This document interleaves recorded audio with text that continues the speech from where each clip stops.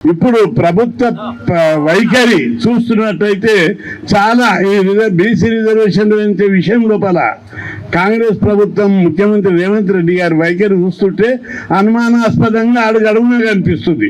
42% పెంచడం అనేది వీళ్ళు చేస్తారా అట్టున్నదా పరిస్థితి అని. ఎందుకంటే ఎన్నికలు కాగానే లోక్సభలో వచ్చిన గ్యాప్ లోపల జూన్ నెలాఖరికల్లా స్థానిక సంస్థల రిజర్వేషన్లు పెడతామని చెప్పి ఒక పేపర్ లీకేజ్ ఇచ్చారు. నేను ఎంక్వైరీ చేసిన ఏంటిదంటే పాత పద్ధతులనే ఈ ఎన్నికలు జరపాలి అంటే బీసీలకు 20% తోటి సుప్రీంకోర్టు తీర్పు ప్రకారం తగ్గించారు కదా, అదే ఆ పద్ధతి లోపల ఎన్నికలు జరుపుతామని. అప్పుడు మనం అందరం గట్టిగా స్టేట్మెంట్ ఇచ్చాము. 42%కు పెంచక పోతే ఎన్నికలు జరగనీయం బిడ్డ, ఏమి జాయిది. ఈ రాష్ట్రం బీసీ బహుజనుల ఆస్తి హక్కు ఇది. ఈ రాష్ట్రం లోపల 90% మంది ఎస్సీ ఎస్టీ బీసీ మైనార్టీలు ఉన్నారు. మీరు తట్టుమని 6-7% లేరు. మీ రాజ్యం నడిపించుకుంటారా? ముఖ్యమంత్రులు మీరే, మంత్రులు మీరే, కేంద్ర మంత్రులు మీరే, ఎమ్మెల్యేలు మీరే, ఆఖరికి మా సర్పంచులు, ఎంపీటీసీలు, జడ్పీటీసీలు అయితే కూడా మీరు ఓర్వలేరా అని చెప్పి వార్నింగ్ ఇస్తే మళ్ళా జర ఆపారు దాన్ని. మళ్ళా రోజుకు ఒక సాకులు నింపుతున్నారు. ఇప్పుడేం సాకులు నింపుతున్నారంటే ఓటర్ల ప్రతిపాదిక. ఓటర్లు వద్దు, మన ఢిల్లీలో రాహుల్ గాంధీ గారు క్లియర్గా చెప్పాడు.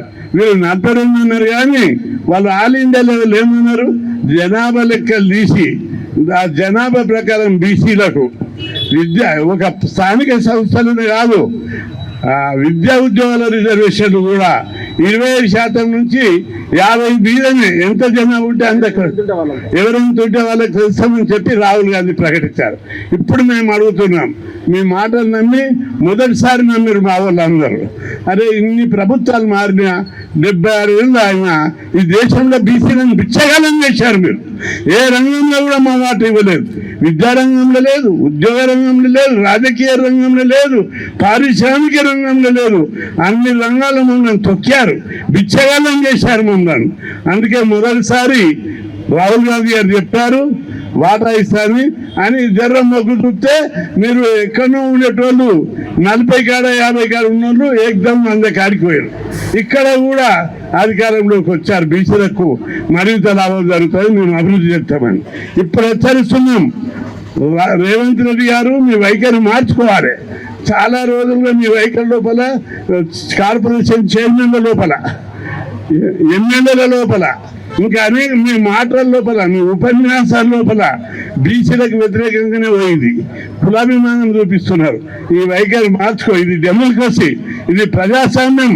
ఎవరి కులం ప్రకారం వాళ్ళకి వాటా ఇవ్వకపోతే ఊరుకునే రోజులు రాదు. ఈ నేల మీద విప్లవ ఉద్యమాలు నడిచినాయి. ఈ నేల మీద కమ్యూనిస్టు ఉద్యమాలు జరిగినాయి. ప్రాణాలకు తెగించి బందూకులు పట్టిన నేల ఇది. కాబట్టి స్వతంత్ర పోరాటం కంటే ముందు కూడా ఈ నేల మీద విప్లవ నినాదంతో గర్జించిన నేల ఇది. కాబట్టి మా మాట మాకు ఇవ్వమని అడుగుతున్నాం. మా మాట ఇవ్వకపోతే ఖచ్చితంగా మీ గుణపాఠం నేర్తమని కూడా హెచ్చరిస్తున్నాం. ఈ నేల తెలంగాణ ఉద్యమం అయింది. ఆ రోజు ప్రతి కులం action committee, joint action committee పెట్టారు. బీసీలు జాయింట్ యాక్షన్ కమిటీ పెట్టారు, కులాలు జాయింట్ యాక్షన్ కమిటీ పెట్టారు. అనేక లక్షల మంది రోడ్ల మీదకి వచ్చారు. అనేక మంది ప్రాణత్యాగాలు చేశారు. ప్రాణత్యాగాలు చేసే వాళ్ళ దాంట్లో బహుజనులు ఎక్కువ ఉన్నారు. కాబట్టి ఆ ప్రాణ త్యాగాలతోటి, ఆ మిలిటెంట్ ఉద్యమాలతోటి తెలంగాణ వచ్చింది. రాదు 60 ఏళ్ళ నుంచి కొట్లాడితే తెలంగాణ రాలేదు. ఈ 5-6 ఏళ్ళు మిలిటెంట్ ఉద్యమాలు చేసి వచ్చింది. ఇప్పుడు బీసీ ఎస్సీ లోపల రాజ్యాధికార జరిగింది. మా రాజ్యాన్ని మేము వెళ్తామని అడుగుతున్నారు వాళ్ళు. అది స్థానిక ఎన్నికలతోటి ప్రారంభం కావాలి. కాబట్టి ముఖ్యమైన నాయకులు వచ్చారు. మనము ట్రెడిషనల్ ఉద్యమాలతోటి సరిపోదు. మీ ఉద్యమం అంతా మార్చాలి. అందరు ఒక్కొక్కరు మీరు అందరూ అనుకుంటున్నారు ఎవరైతే తక్కువ లేరు. మీ ప్రాంతాల లోపల తెగించి ఉద్యమాలు చేయడానికి ముందుకు రావాలి. చరిత్ర సృష్టించాలి. గతం లోపల మన ఉద్యమాలన్నీ మామూలు ఉద్యమాలు చేస్తే హాస్టల్ రాలేదు, గురుకుల పాఠశాలలు రాలేదు, స్థానిక సంస్థలు కూడా ఇవన్నీ ఒట్టిగా రాలేదు, ప్రభుత్వ దయదచ్చిన రాలేదు. అనేక ఉద్యమాలు చేసి వచ్చినటువంటి ఇవన్నీ. కాబట్టి ఇప్పుడు కూడా స్థానిక సంస్థల రిజర్వేషన్లతో పాటు రాహుల్ గాంధీ ప్రకారం జనాభా లెక్కలు తీసి జనాభా ప్రకారం అనవచ్చు, లేదా మీ ఎన్నికల మేనిఫెస్టోలో పెట్టిన విధంగా కామారెడ్డి డిక్లరేషన్ ప్రకారం 42% పెట్టు. ఈ రెండింటికి దేనికైనా ఒప్పుకునికే మేము సిద్ధంగా ఉన్నాం. కాబట్టి మొదలైతే రాహుల్ గాంధీ మాట గౌరవిస్తారని మేము అనుకుంటున్నాం. కాంగ్రెస్ పార్టీ ఇక్కడ లీడర్ లేదు, మా వాళ్ళే ఉండాలి, మా కులపల్లె సర్పంచులు ఉండాలని అట్లాంటి ఆలోచన బంద్ చేసుకో. మీరు ముఖ్యమంత్రి అయినరు, మంత్రులు అయినరు, ఎమ్మెల్యేలు అయినరు, అనేక లెక్కలు చేస్తే బాధపడతారు మీరు. మేమేమంటున్నాం, మేము ఏ అగ్రకులాలకు వ్యతిరేకంగా మాట్లాడతలేం. మా కులం ప్రకారం, మా జనాభా ప్రకారం మా వాటా మాకు ఇవ్వని అడుగుతాం. ఇది అన్నదమ్ముల పంచాయతీ. భారతీయ జనతా పార్టీ కూడా వాళ్ళ వైఖరి మార్చుకోవాలి. ఈరోజు మొన్నటి ఎన్నికల లోపల ఎంపీల లోపల మా మోడీ ప్రధాని ఉన్నారని బీసీలందరూ కూడా బీజేపీకి 15% ఓట్ల నుంచి 40% పెరిగింది. మీ వైఖరి లోపల కూడా బీసీల పట్ల బీసీల వైఖరి అన్నదమ్ముల పంచాయతీ. భారతీయ సంస్కృతి ఏంటిది? ఒక తల్లికి పిల్లలు, తల్లిదండ్రులకు పిల్లలు ఉడితే ఎంతమంది ఉడితే అంతమందికి వాటా ఇవ్వాలనేది ఈ దేశ సంస్కృతి. మేము భారతమాత, మీ భాషలో భారతమాత ముద్దు బిడ్డలం, చిన్న కొడుకులం. మా వాటా అవుతున్నాం 76 ఏళ్ళు. మా వాటా మీరే తిన్నారు, మీ వాటా మీరే తిన్నారు. ఈరోజు తమ్ముడు పెద్దగా తెలివికి వచ్చారు, చదువుకున్నారు, చైతన్యం వచ్చింది. మా వాటా మాకు అడుగుతున్నాం. మేము మా వాటా మాకు ఇవ్వకపోతే తిరుగుబాటు తప్పని హెచ్చరిస్తున్నాం. మున్పట్లాగే రోజుల్లో ఎంబడిస్తాం, రాటీలతోటి ఢిల్లీ కోట ముట్టడిస్తామని చెప్పి హెచ్చరిస్తున్నాం. ఇప్పటికే ప్రధానమంత్రి దృష్టికి సీరియస్గా తీసుకెళ్ళాం. ఎంత ఈ దేశంలో ఎంత అన్యాయం జరుగుతుందంటే మీరు ఒకటి గుర్తుపెట్టుకోవాలి. నేను రాజ్యసభలోకి వచ్చాను, వేరే ఏ డిపార్ట్మెంట్ మీద క్వశ్చన్ వేస్తే ఖచ్చితంగా వస్తుంది. కానీ ఓబీసీల మన బీసీల మీద క్వశ్చన్ వేస్తే అది రానే రాదు. పోయి చెప్పిన రాదు. ఎన్నిసార్లు అడిగినా బీసీ అంటే పార్లమెంట్లో కూడా చర్చకులా అడ్డుకుంటున్నారు. ఇక మీకు ఇంతకు మొదల సోదరులు చెప్పారు, ప్రవీణ్ గారు, సుప్రీంకోర్టులో ఒక్క జడ్జి కూడా మనోళ్ళు లేరు. ఎస్సీలు లేరు, ఎస్టీలు లేరు, బీసీలు లేరు. అందుకే ప్రతి తీర్పు మనకి వ్యతిరేకంగా వస్తున్నది. రిజర్వేషన్ అనేది చూడండి, క్రిమిలేరు పెట్టి అక్కడ దెబ్బకొచ్చారు. మనకు కేంద్రం లోపల మొన్న పార్లమెంట్లో మీరు అందరు వినొచ్చు, నేను మాట్లాడినా. మీరు రిజర్వేషన్లు ఒకటే పెట్టిర్రు, చదివి ఎట్లా చదువుతారు? ఐఐటి, ఐఐఎం, కేంద్రీయ విద్యాలయం. ఐఐటి, ఐఐఎం లోపల ఒక్కొక్క విద్యార్థి యొక్క ఫీజు 1,30,000 నుంచి 1,80,000 దాకా ఫీజు ఉంది. మళ్ళీ మెయింటెనెన్స్ ఛార్జెస్ 1,00,000 అవుతాయి. వీళ్ళు ఎట్లా చదువుతారని ప్రధానిని అడిగాను. ఆయన ఉన్న సంవత్సరం లోపల మీరు సీట్ ఇచ్చిర్రు, పల్లెంలో పాలు పోసి కొంగం తాగమన్నట్టు, లేదా సీసల పాలు పోసి నక్కని తాగమన్నట్టు ఉంది మీ వైఖరి. మాకు స్కాలర్షిప్ ఇవ్వకుండా, ఫీజులు కట్టకుండా, ఒక సాగలోళ్ళు, ఒక మంగళోళ్ళు, ఒక ఒడ్డెరోళ్ళు, లేదా ఒక గొర్రె కాపాళ్ళు, నేత కార్మికులు, గీత కార్మికులు ఈ ఫీజు కట్టి ఈ ₹1,00,000 మెయింటెనెన్స్ ఖర్చు పెట్టుకొని ఐఐటి చదువుతారా అని అడిగిరా. స్కాలర్షిప్లు పెట్టు, ఫీజులు పెట్టు. మా తెలుగు రాష్ట్రాల లోపల పూర్తి ఫీజు రియంబర్స్మెంట్ పెట్టాం. స్కాలర్షిప్ల స్కీమ్ పెట్టించుకున్నాం, హాస్టల్లో పెట్టించుకున్నాం. ప్రభుత్వం దిగిరాకపోతే రాళ్లతోటి కొట్టి దారికి తీసుకొచ్చాం. ఇక్కడ కూడా ఢిల్లీ పార్లమెంట్ మీద రాళ్ళు పడితే జాగ్రత్త అని చెప్పి హెచ్చరించడం జరిగింది. కాబట్టి బీసీ సోదరులందరికీ నేను మనవి చేస్తున్నా, ఎన్నింటికో రాజకీయ పార్టీలకు, ఇతర ఉద్యమాలకు మనం ప్రాణత్యాగాలు చేశాం, మిలిటెంట్ ఉద్యమాలు చేశాం. మన కోసం మనం ఒక్కసారి మిలిటెంట్ ఉద్యమాలకు మీరు అందరు తయారు కావాలి. ఎక్కడనో హైదరాబాద్ కాదు, మీ ప్రాంతాల లోపలే మనోళ్ళని ఆర్గనైజ్ చేసి వాళ్ళకు వాస్తవాలు చెప్తే కడుపు మండుతుంది. ఎంత అన్యాయం జరుగుతుంది బీసీలకు. రాజకీయంగా మీకు ఒకటి చెప్తా సింపుల్గా, ఈ 76 ఏళ్ళ స్వతంత్రం లోపల మొన్న కేంద్ర ప్రభుత్వం లెక్కలు ఇస్తే 56% జనాభా ఉన్నటువంటి బీసీలకు రాజకీయ రంగంలో 14% ప్రాతినిధ్యం ఉంది.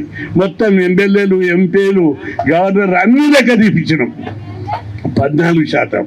అదేవిధంగా ఉద్యోగాలలో లెక్క తీస్తే 56% జనాభా ఉన్నటువంటి బీసీలకు 9% లెక్కలు ఇచ్చారు. ఇంకొకటి బాధాకరమైన విషయం చెప్తా, కేంద్రంలో సీనియర్ ప్రిన్సిపల్ సెక్రటరీ అంటే సీనియర్ ఐఏఎస్ ఆఫీసర్లు 100 మంది ఉన్నారు. 97 మంది అగ్రకులాలు ఉన్నారు, 3 మాత్రమే బీసీలు ఉన్నారు. అంటే ఈ దేశంలో ఎక్కడ ఉన్నాం బీసీలం? ఎంత అన్యాయం జరుగుతుంది. అదేవిధంగా పారిశ్రామికవేత్తలు, కంపెనీలు, కాలేజీలు, విద్యా సంస్థలు, కార్పొరేట్ సంస్థలు లెక్కలు తీస్తే 1% కూడా లేరు బీసీలు. బ్యాంకుల నుంచేటోళ్ళు ఉన్నారు చాలా మంది పెద్ద పెద్దోళ్ళు. మొత్తం లెక్కలు తీస్తే ఇప్పటి వరకు 16 లక్షల కోట్లు ముంచిన వాళ్ళు ఉన్నారు బ్యాంకుల. 16 లక్షల కోట్లు అంటే జేబులో పెట్టుక పైసలు కావు, లారీలలో కూడా పట్టాయి అన్ని పైసలు. ఈ పెద్ద పెద్ద కంపెనీలు పెడతామని అగ్రకులాలలో లోన్లు తీసుకున్నారు. తీసుకొని 16 లక్షల కోట్లు ముస్తే వీళ్ళు ఎవరని లెక్కలు తీసినాం. 99.9 అంటే ఒక 0.1 మాత్రమే మన ఎస్సీబీసీలు ఉన్నారు తప్ప మొత్తం 100% అగ్రకులాలే ఈ దేశ బ్యాంకుల డబ్బంతా మూశారు. దేశ సంపద అంతా 500 కుటుంబాల చేతులు ఉన్నది. మనం ఒక జాబ్ కోసము, ఒక చిన్న సర్పంచ్ పదవి కోసము వీటికైనా మనం ఇంకా కొట్లాటలు చేస్తున్నాం. కానీ దేశ సంపద, ఈ దేశ బడ్జెట్ పెద్ద మొత్తం ఉన్నటువంటి ఈ సంపద, దేశ సంపద అంతా అగ్రకులాల చేతులు ఉంది. వాళ్ళే ప్రైవేట్ కంపెనీలలో మన ఉద్యోగాల శాతం తీసినట్టయితే ప్రైవేట్ కంపెనీలు, ఈ ప్రైవేట్ పరిశ్రమలు ఇలా ఉద్యోగాల శాతం తీపించాము. ఎస్సీ ఎస్టీ బీసీలు కలిపి 2% ఉన్నారు. 98% ఎగ్జిక్యూటివ్ ఉద్యోగాలన్నీ అగ్రకులాలే ఉన్నారు. లేబర్లు మాత్రం మనం 99% ఉన్నాం. ఈ విధంగా అన్యాయం జరుగుతుంది. అందుకే మనకు రాజ్యాలు బహుజన నేత కాంచీరామ్ గారు చెప్పారు, రాజ్యాధిక అంబేద్కర్ చెప్పారు, ఎప్పుడైతే పేద కులాలకు అధికారం వస్తుందో అప్పుడు సంపదల వాటా వస్తుంది, ఆస్తుల వాటా వస్తుంది, బడ్జెట్ల వాటా వస్తుంది తప్ప లేకపోతే అడుక్క తినే బతుకులు అని చెప్పారు. అందుకే మనమందరం రాజ్యాధికారం కోసం పోరాడవలసిన సమయం ఆసన్నమైంది. పార్లమెంటులో బీసీ బిల్లు పెట్టి చట్ట సభలో రిజర్వేషన్ పెట్టే వరకు కూడా వదిలేదని చెప్పి కేంద్ర ప్రభుత్వాన్ని హెచ్చరిస్తున్నాం. ఈ రాజకీయ పార్టీలు అన్నీ కూడా రాష్ట్రంలో కలిసి రావాలని విజ్ఞప్తి చేస్తున్నా. టీఆర్ఎస్ పార్టీ, సిపిఐ, సిపిఎం మరియు బీజేపీ, కాంగ్రెస్ పార్టీ అన్ని పార్టీలు కూడా పక్కకి పెట్టి తెలంగాణ కోసం ఎట్లయితే కొట్లాడిరో మీరు ఇప్పుడు కూడా బీసీల హక్కుల కోసం, బీసీలకు రాజ్యాంగబద్ధమైన హక్కుల కోసం కలిసి రావాలి, పోరాడకపోతే ఒక్కొక్క నాయకుడిని ఇంటి ముందు ధర్నాలు పెడతాం, మేము అందరినీ ర్యాలీలో తీసుకొస్తామని చెప్పి హెచ్చరిస్తున్నా. బీసీ ఉద్యమాన్ని రాజ్యాధికారంలో పార్లమెంట్లో బీసీ బిల్లు పెట్టే వరకు, గ్రామ పంచాయతీ రిజర్వేషన్లు పెంచే వరకు, కులగణన చేసే వరకు, కులగణన సాగులు ఎంకొద్దు. కులగణన 2014లో సమగ్ర సర్వే చేశారు, కుటుంబ సర్వే. ఒకటో రోజు చేశారు కేసీఆర్. మీరేం ఒకరోజు కాదు, వారం రోజుల్లో చేయి, నెలలో చేయి. ఇప్పుడే ప్రారంభించు. సమీక్ష సమావేశాలు, సలహాలు, సూచనలు అవసరం లేదు. పద్ధతి ఉంది, దానికి ఒక ప్రపారం ఉన్నది. బీహార్లో జరిపారు, ఏపీలో జరిపారు, అనేక రాష్ట్రాల్లో జరిపారు. అక్కడికి ప్రపారం తెప్పించి ఎంప్లాయీస్కు ఎట్లయితే జనగణన చేస్తారో అట్టే కులగణన, టోటల్ కులగణన. అందరు రెడ్లు ఎంతమంది ఉన్నారు, బ్రాహ్మణులు ఎంతమంది ఉన్నారు, వైశ్యులు ఎంతమంది ఉన్నారు, మా ఎస్సీలు, ఎస్టీలు, బీసీలు, ఈ కులాలు ఎంతమంది ఉన్నారు, వాళ్ళ పరిస్థితి ఏంటిది, వాళ్ళ భూములు ఏంటి, వాళ్ళ కంపెనీలు ఏంటి, వ్యాపారాలు ఏంటి, ఎవరి చేతిలో ఏమున్నదో ఒక ఎక్స్రే లాంటి సమగ్ర సర్వే చేయి. అప్పుడు మీ బంగారం బయట పడతాయని భయపడుతున్నారని చెప్పి నేను అందరికి గుర్తు చేస్తూ, ఉద్యమము చేస్తే ఎవరు అడ్డుకోరు. తెలంగాణ ఉద్యమంలో ఎవరైనా అడ్డుకున్నారు? ఆ మధ్య ప్రధానమంత్రిని స్వయంగా మేమే కలిసి 1 గంట సేపు చర్చలు జరిపాము. ఆయన కూడా ఉద్యమం చేయండి అని చెప్తున్నాడు. మీరు ఉద్యమం చేస్తే నేను చేస్తా. జాట్లు ఎట్లా చేసారు హర్యానాలో, జాట్లు అంటే మీరు కూడా ఇట్లా అట్లా చేయమని అంటలేదు నేను, కానీ మనం మిలిటెంట్ ఉద్యమాలకు సిద్ధం కావాలని చెప్తున్నా. జాట్లు రిజర్వేషన్లు కావాలని హర్యానాలో ఢిల్లీకి పైపులు పగలగొట్టి నీళ్లు బంద్ చేసారు, రోడ్లు బంద్ చేసారు. రాజస్థాన్లో గుజ్జాలు అక్కడ రోడ్లు దొవి నీళ్లు బంద్ చేసిర్రు, పైపులు వాళ్ళగొట్టి నీళ్లు బంద్ చేసిర్రు, రోడ్లు బంద్ చేసిర్రు. మరి మీరు చూసిర్రు మొన్న ఇక్కడ ఆంధ్ర లోపల కాపు సోదరులు అక్కడ రైళ్ళు ఆపిర్రు వాళ్ళందరూ. మనకి ఆ మిలిటెన్సీ తెలంగాణ మనం చేయలేదా? మరాఠాలు మహారాష్ట్రలో ఒకటే కులపోళ్ళు, అక్కడ కూడా మిలిటెంట్ ఉద్యమాలు చేశారు. మరి ఇన్ని కులాలు మన దగ్గర బలమైన కులాలు ఉన్నాయి. ముడూరు కాపులు, గౌళ్ళు, యాదవులు, అన్ని ఎంబీసీలు, రజకులు, నాయ బ్రహ్మణులు, ఒడ్డెరలు. అరే ఒడ్డెరలు గుట్టలు తగ్గుతున్నారు, బండల్ని వలగొడుతున్నారు. మీరు ఈ ప్రభుత్వాలను దించడానికి చేత కదా. కాబట్టి ప్రతి సోదరుడు మీ లోపల నాయకత్వ లక్షణాలు కొద్దిగా త్యాగాలు చేసి నాయకత్వ లక్షణాలు పెంచుకొని మన కులాల కోసం, మన బానిసత్వ విముక్తి కోసం, మన కులాల హక్కుల కోసం, రాజ్యాంగబద్ధమైన హక్కుల కోసం మీరందరూ ఒక్కసారి తెగించి పోరాడితే ప్రధానమంత్రి దిగి వస్తాడు, దేవుడు కూడా దిగి వస్తాడని చెప్పి మీ అందరికీ మనవి చేస్తున్నా. కాబట్టి బీసీ సోదరులు పోరాడే సమయం ఆసన్నమైంది. ఎప్పుడే కానీ మీరు ఇనుము కూడా ఎంత గట్టిగా ఉంటుంది, కొలిమిలో పెట్టి వేడి చేసి కొడితే ఎక్కడంటే అక్కడ గొడ్డలు అవుతుంది, కొడవలు అవుతుంది, కలువరు అవుతుంది. వేడి చేయకుండా కాదు, మనం కూడా ఉద్యమాల ద్వారా ఈ వ్యవస్థను తిప్పగలగాలి. అప్పుడు మాత్రమే అవుతాయి. మనం హాస్టల్ కావాలని నేను అప్పుడు అడిగిన, సంవత్సరానికి ఒక హాస్టల్ 2 హాస్టల్ ఇచ్చేది గవర్నమెంట్. ఒక్కసారి అసెంబ్లీగా 2000 మందితో పరగొడితే అప్పుడు ప్రభుత్వం సంవత్సరానికి 500 హాస్టల్ ఇచ్చాడు.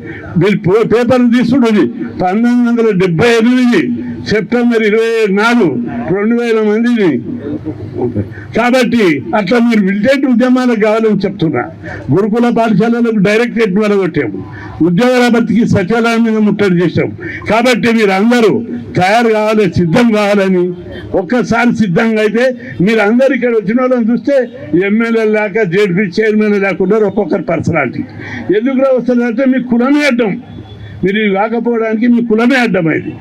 ఏదైతే అడ్డమైందో అది తెర తొలగిద్దామని మీరు అందరూ పోరాడడానికి సిద్ధపడాలని చెప్పి కోరుకుంటూ, తెలంగాణ ఉద్యమం కంటే ఎక్కువ ఉద్యమం ఇది మన ఉద్యమం. కాబట్టి అట్లాంటి ఉద్యమాలకు సిద్ధం కావాలి, నాయకత్వ లక్షణాలు పెంచుకోవాలని కోరుకుంటూ, అట్లాంటి సంకల్ప బలాన్ని, అట్లాంటి నాయకత్వాన్ని మీరు పెంచుకోవాలని కోరుకుంటూ సెలవు తీసుకుంటాం.